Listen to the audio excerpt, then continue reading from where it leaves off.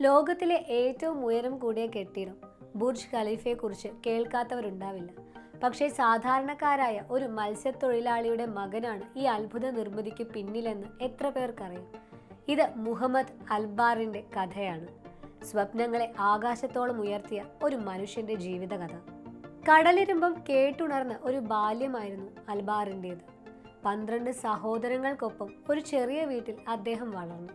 പിതാവിന് ഈന്തപ്പഴത്തിൻ്റെയും പവിഴത്തിൻ്റെയും വ്യാപാരമായിരുന്നു. ചെറുപ്പത്തിൽ അച്ഛനെ സഹായിക്കാൻ പോകുമ്പോൾ കടലോളം സ്വപ്നങ്ങളും അദ്ദേഹം കണ്ടു. അച്ചടക്കവും സമയനിഷ്ഠയുമാണ് വിജയത്തിൻ്റെ താക്കോലെന്ന് അച്ഛൻ എപ്പോഴും പറയുമായിരുന്നു. ആ വാക്കുകൾ കുഞ്ഞു മനസ്സിൽ അദ്ദേഹം കോറിയിട്ടു. പഠനത്തിനായി അൽബാർ അമേരിക്കയിലേക്ക് പറന്നു. 1981 സിയാറ്റിൽ യൂണിവേഴ്സിറ്റിയിൽ നിന്ന് ബിസിനസ് അഡ്മിനിസ്ട്രേഷനിൽ ബിരുദം നേടി. പിന്നീട് പഴയ ദുബായ് ആധുനികതയിലേക്ക് ചുവട് വയ്ക്കുന്ന കാലഘട്ടത്തിൽ അദ്ദേഹം തിരികെ നാട്ടിലെത്തി. ഒരു ബിരുദവും വലിയ സ്വപ്നങ്ങളും മാത്രമായിരുന്നു അന്നുണ്ടായിരുന്നത്. തുടക്കത്തിൽ UAEയുടെ സെൻട്രൽ ബാങ്കിലായിരുന്നു അൽബാറിന് ജോലി ലഭിച്ചത്. അവിടെ നിന്നാണ് സാമ്പത്തിക രംഗത്തെ ബാലപാഠങ്ങൾ അദ്ദേഹം പഠിച്ചത്. അദ്ദേഹത്തിന്റെ കഴിവും കഠിനാധ്വാനവും അധികാരികളുടെ ശ്രദ്ധ പിടിച്ചുപറ്റി. താമസിയാതെ ദുബായിലെ സാമ്പത്തിക വികസന വകുപ്പിന്റെ ഡയറക്ടർ ജനറലായി അദ്ദേഹം നിയമിതനായി. ഈ സമയത്താണ് ദുബായ് ഭരണാധികാരി ഷെയ്ഖ് മുഹമ്മദ് ബിൻ റാഷിദ് അൽ മുക്താമുമായി അദ്ദേഹം അടുക്കുന്നത്.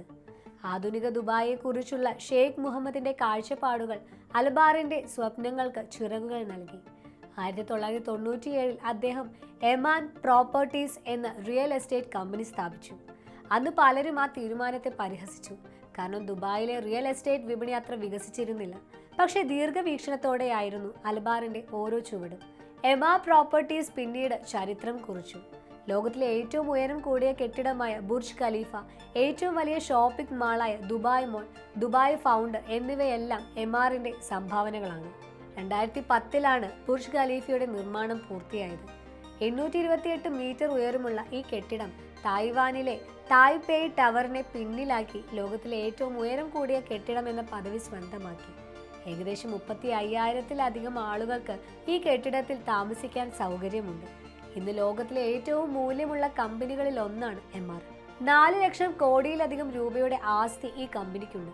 റിയൽ എസ്റ്റേറ്റ് രംഗത്ത് മാത്രം ഒതുങ്ങി നിൽക്കുന്നില്ല അൽബാറിന്റെ സാമ്രാജ്യം. 2016 ആമസോണിനോട് മത്സരിക്കാനായി Note.com എന്ന പേരിൽ ഒരു ഇ-കൊമേഴ്സ് പ്ലാറ്റ്ഫോം അദ്ദേഹം ആരംഭിച്ചു. വിജയങ്ങൾക്കിടയിലും ചില പ്രതിസന്ധികളും അൽബാറിന് നേരിടേണ്ടി വന്നിട്ടുണ്ട്. ഇന്ത്യയിൽ എമാറിന്റെ പ്രവർത്തനങ്ങൾ നിയമപരമായ ചില കുരുക്കുകളിൽ പെട്ടിരുന്നു. എൻഫോഴ്സ്മെന്റ് ഡയറക്ടറേറ്റിന്റെ അന്വേഷണത്തെ തുടർന്ന് ഗുരുഗ്രാമിലും ഹൈദരാബാദിലുമുള്ള പ്രവർത്തനങ്ങൾ നിർത്തിവെക്കേണ്ടി വന്നു. ഇത് കമ്പനിക്ക് വലിയ സാമ്പത്തിക നഷ്ടമുണ്ടാക്കി. 2024 ഫോബ്സ് മാസിക പശ്ചിമേഷ്യയിലെ ഏറ്റവും സ്വാധീനമുള്ള റിയൽ എസ്റ്റേറ്റ് നേതാവായി മുഹമ്മദ് അൽബാറിനെ തിരഞ്ഞെടുത്തിരുന്നു. സാധാരണക്കാരനായി ജനിച്ച് കഠിനാധ്വാനവും ദീർഘവീക്ഷണവും കൊണ്ട് ലോകത്തിന്റെ നെറുകയിലെത്തിയ മുഹമ്മദ് അൽബാറിന്റെ ജീവിതം ഏതൊരാൾക്കും പ്രചോദനമാണ്.